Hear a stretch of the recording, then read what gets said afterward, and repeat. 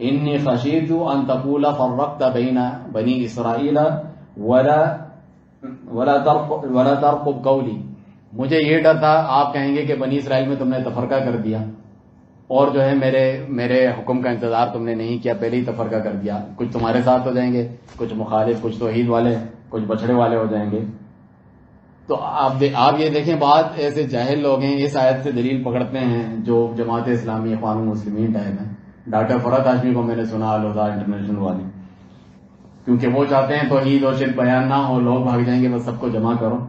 اس آیت کو دلیل بنا رہی ہیں۔ دیکھیں اللہ سبحانہ تعالیٰ نے جو ہے ہارون علیہ السلام کی زبانی کہلوایا کہ شرک بھی برداشت کر لیا کرو، امت کو نہ روکو، تفرقہ نہیں ہونا چاہیے۔ اگر تم کہو گے شرک ہے، قبر پرستی شرک ہے، فلانا، امت الگ الگ ہو جائے گی، امت کو جوڑ کے رکھو، بھلے شرک کا بیان چھوڑ دو، جس طرح اس آیت میں ہے۔ نعوذ باللہ من ذالک۔ ایک تو یہ کوئی سلف صالحین کی تفسیر نہیں ہے، دوسرا آگے ذکر ہوگا کہ ہارون علیہ السلام نے اپنا عذر بیان کیا، موسیٰ علیہ السلام کو ندامت ہوئی کہ میں نے فوراً سے ان کے خلاف یہ ایکشن لیا، صحیح نہیں تھا، انہوں نے بتایا مجھے قتل کا خطرہ تھا اور میں نے منع بھی کیا تھا اور میں نے روکا بھی تھا، یہ ساری چیزیں کی تھی، اور بعد میں اس بچڑے کے ساتھ کیا سلوک کیا موسیٰ علیہ السلام نے، جلا کر پھینک دیا اس کو دریا میں وغیرہ، قرآن میں ذکر ہے۔ یہ ساری چیزیں تو کی انہوں نے، اس کے بعد یہ ساری چیزیں تم اس کو دلیل بنا رہے ہو کہ شرک اور بدعت چلتے رہے، ان کے خلاف نہ بولو کیونکہ امت میں تفرقہ نہ ہو جائے تفرقہ۔ اگر حق اور باطل میں تفرقہ ہوتا ہے توحید بیان کرنے سے، تو یہ تفرقہ تو فرقان ہے، مطلوب ہے۔ اللہ سبحانہ تعالیٰ فرماتا ہے تبارک الذی نزل الفرقان علی عبدہ لیکون للعالمین نذیرا، ہم نے اپنے بندے محمد صلی اللہ علیہ وسلم کو بھیجا اس لیے کہ فرقان، قرآن کو لے کے حق باطل، توحید، شرک، مشرک، مومن میں فرق کر دیں۔ تو رسول اللہ صلی اللہ علیہ وسلم کی دعوت کا ٹاپک اور عنوان یہی تھا، جب کسی سے پوچھتے تھے کیا کرتے ہیں، وہ کیا دعوت ہے، کیا تفرقہ مچاتے ہیں، باپ بیٹے سے الگ ہو جاتا ہے، وہ توحید والا مشرک بن جاتا ہے، فلاں رشتہ داروں سے الگ ہو جاتا ہے۔ آپ کی دعوت ہی یہ تھی، حق اور باطل میں تمیز کرنا ہی تو اصل دعوت ہے۔ حق جو ہے باطل چلتا رہے، خاموش بیٹھے رہو، اس کو سمجھتے ہیں کہ بڑی حکمت ہے، حالانکہ یہ پرلے درجے کا باطل ہے۔ چنانچہ اسی لیے ہم کہتے ہیں، لوگ قرآن کی تفسیر کر رہے ہوتے ہیں، پڑھا رہے ہوتے ہیں، تم عقیدے اور سلف کی کتابیں پڑھا رہے ہوتے ہیں، وہ لوگ زیادہ اچھے نا، ڈائریکٹ قرآن پڑھاتے ہیں، تفرقہ نہیں مچاتے، تو وہ اس قسم کی تفسیریں کرتے ہیں۔ قرآن پڑھاتے ہیں تو اپنی مرضی کی تفسیریں کرتے ہیں، جیسے جماعت اسلامی ٹائپ والا منہج ہوتا ہے کہ سب شرک اور توحید کا بیان نہ کرو، لوگ دور نہ ہو جائیں، اس قسم کی وہ تفسیر کرتے ہیں۔ تو آگے آپ دیکھیں، یہ اپنا امی، انہوں نے کہا اے میرے ماں کے بیٹے، ان کے دل کو نرم کرنے کے لیے کہا، حالانکہ دونوں ایک ہی ماں باپ کے بیٹے تھے، ہارون اور موسیٰ علیہ السلام ان کے سگے بھائی تھے، لیکن ماں کی طرف نسبت دی تاکہ کچھ رحم کرو۔ ان القوم استضعفونی، میری قوم نے مجھے کمزور جانا، یعنی ان کی بات ہی نہیں سن رہے تھے، وہ روکنا چاہتے تھے، یعنی میرے قول کو کوئی اہمیت ہی نہیں دے رہے تھے۔ میں نے کہا تھا انما فتنتم بھی، یہ قرآن کی آیت ہے کہ اے قوم تم فتنے میں مبتلا ہو، شرک ہے، تمہارا رب تو رحمان ہے، اس کی عبادت کرو، یہ نہ کرو۔ انہوں نے روکا تھا، وَإِنَّ رَبَّكُمُ الرَّحْمَانُ، رحمان عز و جل تمہارا رب ہے، فَاتَّبِعُونِی وَأَطِیعُوا أَمْرِی، میری پیروی کرو، میرے حکم پر چلو۔ لیکن انہوں نے نہیں مانا، انہوں نے کہا جب تک موسیٰ علیہ السلام نہیں گے ہم تو یہاں بیٹھے رہیں گے، تمہاری بات نہیں مانتے، تو وہ نافرمان ہو گئے تھے۔ انہوں نے روکا تھا شرک سے۔ لوگوں کو تو بولنے تک کی توفیق نہیں ہے، ہاتھ سے روکنا تو دور کی بات ہے، جو طاقت والی مرحلہ آئے گا، بولنے تک کی توفیق نہیں ہے۔ ممبر اللہ تعالیٰ نے دیا ہوا، اس نعمت کا سوال ہوگا ہر چیز کا۔ آپ کو اتنی بڑی مسجد دی ہوئی ہے، ممبر دیا ہوا ہے، آپ توحید بیان کر سکتے ہیں، امت میں شرک بدعت چل رہا ہے اسے روک سکتے ہیں، حکمت کے ساتھ، اچھے کلام کے ساتھ، کتاب و سنت کے ساتھ نہیں سیاسی باتیں، بکواسیں، ادھر ادھر تبصرے، اس کے لیے آپ کے پاس ٹائم ہے کیونکہ سب خوش ہیں اس چیز سے۔ لیکن آپ توحید بیان کریں وغیرہ، آپ بدنام ہو جائیں گے، لوگ کم ہو جائیں گے، میرے نمازی کم ہو جائیں گے، میرے فنڈ کم ہو جائیں گے، یہ تو پھر اخلاص نہیں ہے۔ اخلاص والی ہی دعوت اللہ تعالیٰ کے یہاں قبول ہے، جو توحید والی دعوت ہوتی ہے، دنیاوی مفادات کی وجہ سے دعوت نہیں ہوتی۔ تمام نبی آئے تھے، لا اسألکم علیہ اجرا، ایک قوم میں تم سے کوئی اجر مال نہیں چاہتا، صرف ایک اللہ کی عبادت کرو اور شرک کو چھوڑ دو۔ آپ یہ دیکھیں، جو واقعی توحید کی دعوت دیتا ہے، شرک سے روکتا ہے، اسی کی دعوت زیادہ مخلص دعوت ہوتی ہے۔ کیوں؟ اس کے بدلے میں اس کو دنیا کا کچھ نہیں مل رہا ہوتا ہے، اللہ کی طرف سے اجر و ثواب، بلکہ لوگوں کی طرف سے گالیاں، وہابی اور فلانا قتل غارت، یہ چیزیں ملتی ہیں اس کو، جس طرح انبیاء کرام کے ساتھ ہوا۔ لیکن اگر کوئی دوسری دعوت ہو، جس طرح لوگ کہتے ہیں نا کہ انقلاب لاؤ، حکومت ہٹاؤ، یہاں جو ہے انصاف ہونا چاہیے، مال صحیح تقسیم ہونا چاہیے، نوکریاں ملنا چاہیے، تو اس میں دینی لوگ، غیر دینی، سیکولر، سب ان کے ساتھ مل جاتے ہیں، دینی جماعتوں کے ساتھ۔ کیوں؟ اس میں کچھ نہ کچھ ملنا بھی ہے نا، پلاٹ بھی ملنا ہے، میری فائل بھی پاس ہو جانی ہے، میرے بچے کو نوکری، امریکہ، دنیا کا کچھ نہ کچھ لالچ مل جاتا ہے۔ اس لیے ان کی دعوت مخلص نہیں ہوتی. نام ہوتا ہے دینی دعوت ہے ہماری، دین کا انقلاب، اسلام لانا چاہیے، انقلاب لانا چاہیے. بیان جو توحید کی بیعت کرتا ہے اس کو کچھ نہیں ملنا ہے سوائے اللہ سبحانہ تعالیٰ کی رضا کے اور لوگوں کی طرف سے تکالیف کے. تو اس سے پھر وہ جان چراتے ہیں، کیونکہ یہ مشقت والا کام ہے، یہ نبیوں والا کام ہے، سلف صالحین والا کام ہے، اور یہ اخلاص کے دلیل ہے. توحید اتنی بہترین اور پیاری چیز ہے مومنوں کے لیے. مشرکوں کو تو زہر لگتی ہے کہ آپ کا اپنا ارادہ نہیں بھی ہو اخلاص وغیرہ کا، وہ اخلاص کے بغیر نکلتی ہی نہیں ہے، توحید بیان نہیں کی جا سکتی. آپ توحید بیان کریں گے خود بخود اخلاص آتا جائے گا نا، کیونکہ اس کے بدلے میں کچھ ملنا نہیں ہے آپ کو. بہت بڑا رسک لینا ہے آپ کو یہ بیان کرنے کے لیے. تو فرماتے ہیں قالوا یقتلوننی، وہ مجھے مارنے والے تھے، قتل کرنے والے تھے ہارون علیہ السلام کو. یہ حالت ہو گئی تھی کس حد تک وہ گئے ہوں گے ان کو روکنے کے لیے کہ وہ قتل کرنے والے تھے. تو یہ نہ سمجھو اے میرے پیارے بھائی کہ میں نے کوئی کمی کی ہے، میں نے پوری کوشش کی تھی. وَلَا تُشْمِتْ بِيَ الْأَعْدَاءَ، دشمنوں کو مجھ پر ہنسنے کا موقع نہ دو. یہ بھی ایک چیز ہوتی ہے، اس کو کہتے ہیں شماتۃ الأعداء. نبی صلی اللہ علیہ وسلم اللہ سے دعا کرتے تھے، فلاں فلاں چیز سے پناہ طلب کرتے تھے، اس میں سے یہ بھی تھا شماتۃ الأعداء کہ دشمنوں کو اپنے پہ ہنسنے کا موقع نہ دو. یعنی مثلا اہل توحید ہیں، مثلا سلفی ہیں، تو وہ آپس میں اس طرح لڑیں معمولی بات پہ کہ دنیا ہنسنے لگے. اس کا یہ مطلب ہوتا ہے کہ جو ہمارے دشمن ہیں، جو پہلے انتظار میں کہ کوئی موقع ملے میں ایسی کی تیزی کر دوں. یہ دیکھو ان کے اندر یہ کمزوری ہے، ان میں آپس میں اختلاف ہے. تو یہ کہہ رہے فلا تشمت بی العادہ، دشمنوں کو مجھ پہ ہنسنے کا موقع نہ دو. وہ تو کہیں گے کہ ہارون علیہ السلام واقعی صحیح نہیں تھے، دیکھو کمزوری تھی، جو موسیٰ علیہ السلام بھی کہہ رہے ہیں. تو یہ نہ کریں. ولا تجعلنی مع القوم الظالمین، مجھے ان ظالموں کے ساتھ نہ ملائیں. یہ ظالم مشرک جو اپنی بات پہ اڑے ہوئے تھے، میں ان کے جیسا تھوڑی ہوں کہ آپ ویسے ہی میرے ساتھ سلوک کر رہے ہیں.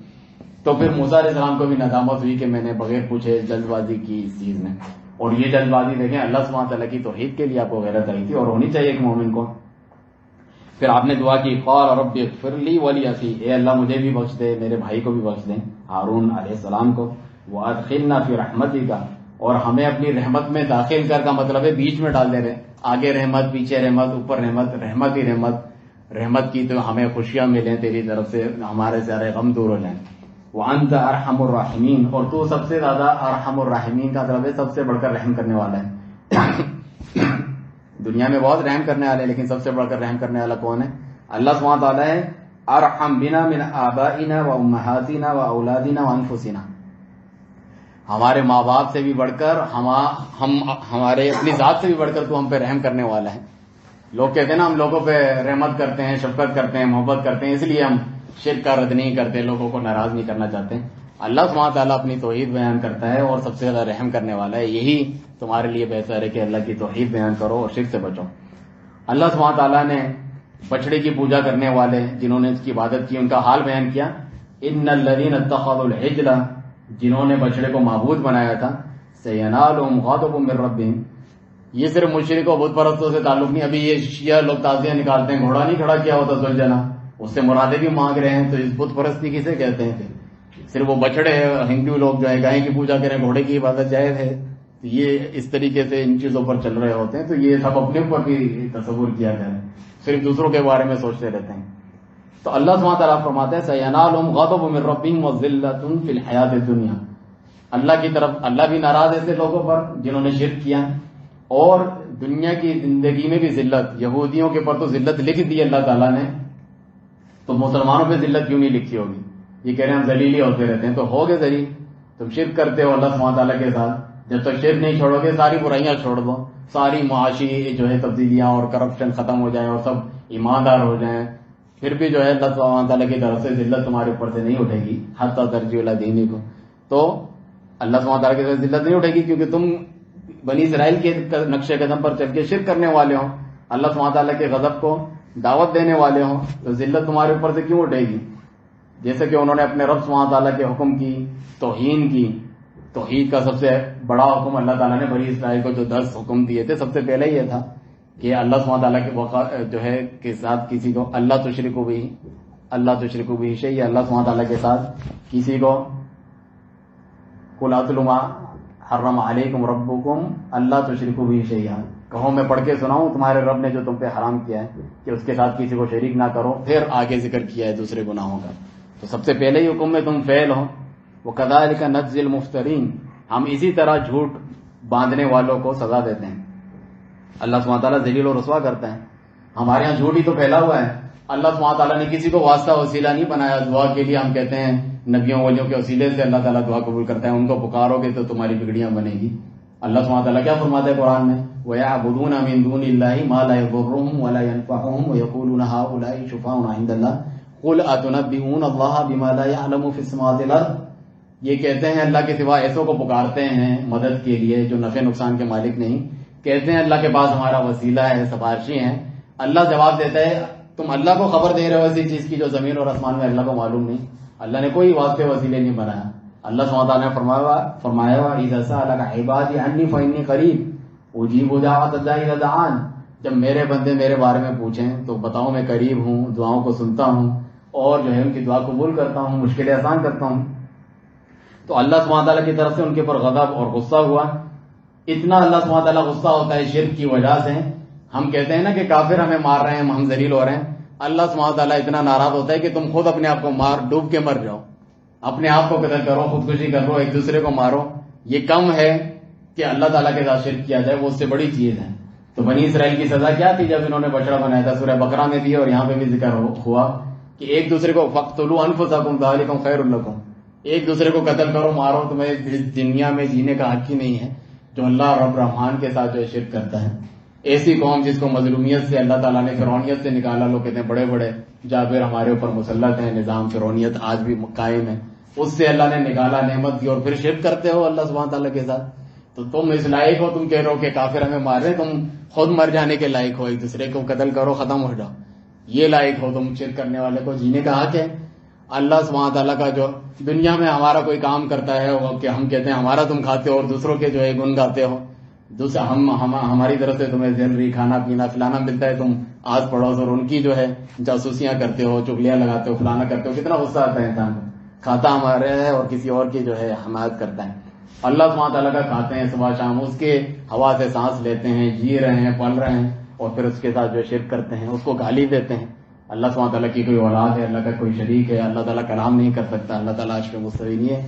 یہ تو اللہ سبحانہ تعالیٰ کی شان میں گستاخی اور گالی دینا ہے. پھر بھی اللہ سبحانہ تعالیٰ کتنا صبر کرنے والا رحمان ہے کہ ان کو رزق دیتا ہے, صبح شام کھا پی رہے ہیں, عیش کر رہے ہیں, پھل پھول رہے ہیں. تو فرمایا کہ اللہ سبحانہ تعالیٰ اتنا ناراض ہے کہ اس سے کم پہ راضی نہیں کہ قتل کرو اور ختم ہو جاؤ, اس دنیا سے ہی چلے جاؤ. اس سے کم پر اللہ تعالیٰ راضی نہیں تھا, اور واقعی انہوں نے پھر قتل کیا. کتنا بڑا جگرا چاہیے ہوگا, سامنے ایک دوسرے کو دیکھ رہے ہیں, قتل کر رہے ہیں. یہ تمہارے شرک سے زیادہ بری چیز تھی جو تمہیں اچھا لگ رہا ہے, مزاروں کو چاٹنا اور دودھ سے دھونا اور چادریں چڑھانا اور بچڑے کے آگے اور قبروں کے آگے دنیا لگانا, اگربتیاں لگانا, اور جو ہے پرساد ہندوؤں کی طرح چڑھاوے جو وہاں پہ چڑھاتے ہیں, وہ تو اچھا لگ رہا ہوتا ہے. یہ تمہارے قتل ہو جانا اس سے کم تر ہے. فقتل بعضهم بعض, ایک دوسرے کو قتل کیا, اور وہ مارکے میں یعنی ایک دوسرے کو قتل کرنے میں ایک امت پوری ختم ہو گئی وہاں پر. تب جا کر اللہ سبحانہ تعالیٰ کا غصہ ٹھنڈا ہوا اور ان کی توبہ قبول ہوئی. اور ہم جو ہے شرک کرتے رہے اور جو ہے سارے معاملات ہمارے صحیح رہے, ایسا نہیں ہو سکتا. اسی لیے اللہ سبحانہ تعالیٰ نے پھر عام حکم ذکر کیا, والذین عملوا السیئات, جو بھی گناہ اور برائی کرتا ہے, چاہے وہ شرک ہو چاہے وہ چھوٹے بڑے گناہ ہو. شرک بھی اللہ تعالیٰ معاف کر دیتا ہے اگر کوئی سچے دل سے توبہ تو کرے. امت اس طرف تو آئے کہ سب ایک پوری امت جو ہے پاکستان یا جتنے بھی سب تہیہ کر لیں, ہم اللہ سبحانہ تعالیٰ کے سوا کسی کی عبادت نہیں کریں گے, کسی کو نہیں پکاریں گے, کسی کے نام کے نظر نیاز ذبیحہ نہیں کریں گے, اس کی صفات پر ایمان لیں گے. کس طرح اللہ سبحانہ تعالیٰ کی رحمت برکت نہیں آتی. تو جو گناہ کرے پھر توبہ کرے, ثم تابوا من بعدها, اور توبہ کی کیا شرائط ہے؟ ندموا علی ما مضى, جو کچھ کیا ہے اس پر شرمندگی ہو انسان کو, میں نے گناہ کیا ہے. واقلعوا عنها, اور اسے چھوڑ دے فوراً, یعنی بعد میں چھوڑوں گا, ایسا نہیں کہ زندگی کا بھروسہ نہیں. وعزموا الا يعودوا, پھر اس کا پورا ارادہ ہو کہ واپس نہیں کروں گا. انسان کمزور ہوتا ہے, بشری تقاضے کے تحت اس سے ہو جاتا ہے, خود وہ ارادہ نہیں ہوتا کہ میں آئندہ کروں گا. اس نے پورا ارادہ کیا تھا, رویا تھا کہ آئندہ نہیں کروں گا. تو یہ چیز توبہ کی قبولیت کے لیے ضروری ہے. وآمنوا, پھر وہ اپنا ایمان عقیدہ بھی صحیح کریں. اللہ سبحانہ تعالیٰ نے جو ایمان لانا واجب قرار دیا ہے, ایمان میں دل کا عمل بھی شامل ہے, زبان کا قول بھی شامل ہے, اپنے جسم سے عمل کرنا بھی شامل ہے, سب ایمان میں ہے. تو پھر ان ربک من بعدها لغفور الرحیم, اس کے بعد تمہارا رب غفور اور رحیم اور بخشنے والا مہربان ہے. ہم شرک نہ چھوڑیں اور ساری چیزوں میں لگے رہیں اور کہیں کہ جو ہے اللہ تعالیٰ غفور رحیم ہے. مشرکوں کے لیے تو نہیں ہے, ان کے لیے تو شدید عذاب ہے. حالانکہ وہ رحیم و کریم ہے، پھر بھی فرماتا ہے کہ ان اللہ لا یغفر ان یشرک بہ ویغفر ما دون ذلک لمن یشاء، شرک کو ہرگز نہیں بخشتا، اس کے سوا جس کے چاہے جو گناہ چاہے بخش دیتا ہے، کیونکہ وہ اللہ سبحانہ تعالیٰ کی شان میں پرلے درجے کی گستاخی، گالی دینا اور جو ہے بے ادبی ہے۔ چنانچہ اللہ سبحانہ تعالیٰ غفور ہے، یعنی گناہوں کو معاف بھی کرتا ہے، مٹاتا بھی ہے، چاہے وہ زمین آسمان بھر کے ہوں، کیونکہ وہ توحید والا بندہ ہے۔ ہم یہ کہتے ہیں نا کہ فضائل، فلاں عمل کرو گے تو جنت میں یہ درجہ ہے، فلاں کرو گے تو یہ گناہ معاف ہے، اتنا اتنا اس کا ثواب ہے۔ تو سب سے عظیم چیز گناہوں کو مٹانے والی تو اللہ سبحانہ تعالیٰ کی توحید ہے، اس کے کوئی فضائل اور احکام بیان نہیں کرتا ہے کہ کلمہ توحید لا الہ الا اللہ کو صحیح سمجھ کر آپ اگر ایمان لائے ہوں گے تو آپ نے اس کے فضائل نہیں پڑھے کہ زمین و آسمان تک جو ہے گناہ بھرے ہوں گے، اللہ سبحانہ تعالیٰ سب کے سامنے اس کو ذلیل و رسوا بھی نہیں کرے گا، الگ سے جو ہے اللہ سبحانہ تعالیٰ کونے میں لے جا کر اس سے یعنی اقرار کروائے گا کہ تم نے یہ گناہ کیے ہیں، حالانکہ وہ مومن اور توحید والا ہوگا۔ تو جس طرح دوسری نیکیوں سے یہ فائدہ ہوتا ہے کہ گناہ معاف کیے جاتے ہیں، تو توحید اتنی بڑی نیکی ہے جس کو پر آپ ایمان نہیں لاتے، لوگوں کو بیان نہیں کرتے ہیں کہ زمین اور آسمان تک کبیرہ گناہ بھی اس کے موجود ہوں گے، تو اللہ سبحانہ تعالیٰ دنیا میں بھی فائدہ رکھے گا اور آخرت میں بھی اس کو معاف کر دے گا۔ تو ہمیں بھی چاہیے کہ اللہ سبحانہ تعالیٰ کی رحمت اور مغفرت اگر ہمیں چاہیے تو اس کی توحید کا صحیح علم حاصل کریں، اسے لوگوں تک آگے پہنچائیں، اور اس کے خلاف جتنی بھی چیزیں ہیں، شرکیات یا دوسری چیزیں، اس سے بچیں اور لوگوں کو بھی اس سے بچانے کی توفیق دیں۔ اللہ سبحانہ تعالیٰ صحیح عقیدہ اپنانے اور غلط عقائد سے بچنے کی توفیق عطا فرمائے۔ سبحانک اللہم و بحمدک، اشہد ان لا الہ الا انت